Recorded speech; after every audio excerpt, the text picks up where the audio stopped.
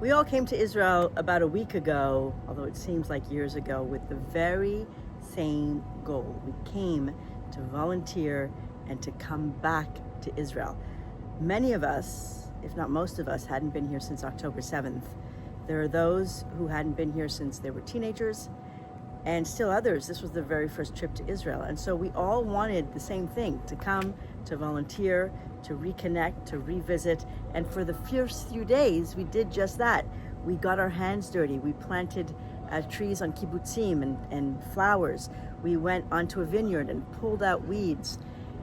We also toured much of Israel. We got to know Tel Aviv in a whole different way. We went to the Nova site, which was also a very emotional day. But on the morning of the June 13th at 3 a.m., we were woken up by an extremely loud siren. And that's when we jumped down into the shelter for the very first time. And it was at that moment that we realized that everything had changed and that the trip that we had planned was about to take a dramatic turn. From that point on, sirens became a regular occurrence in Tel Aviv. Sometimes we ran down as many as 3 times into the shelter. And although things did feel scary sometimes, we started getting used to it.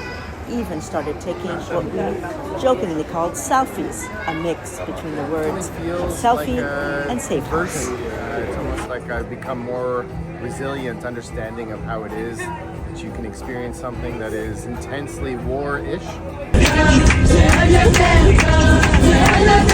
After 3 nights of sirens and bomb shelters, we were moved down to the less targeted city of Eilat.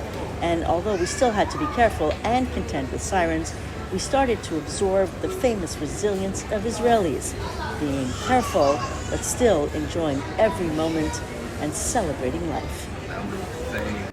Getting into the shelter as a group is like having the full experience sometimes of being in Israel, and mixing them both was something special. And I think that having them both, also for the people that been here also a number of times, so for the people that is their first or second time in Israel, made this experience a very special experience, and I would say even a full experience.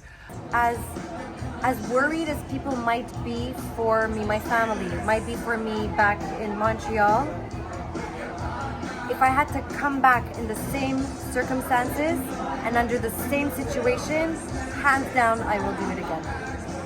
And for me, it made me understand better what it was really about. Like, they live this on a daily basis, and we hear about it all the time. But this gave me the experience to know, like, this is what they're actually living through, and this is what we're living it through them or through us in a way that's particular. And I'm not regretful at all of this experience. After a little more than a day in Eilat, we were evacuated via cruise ship to Cyprus, along with more than 1,000 kids from the birthright programs. But as soon as we docked, many of us grabbed an Israeli flag and started to sing and dance, determined to show our love, passion, and even deeper connection to the land of Israel. And most of us agree that if we had to do it all over again, we wouldn't change a single part of this unexpected experience. For Federation CJA, I'm Paula Samuel in Cyprus.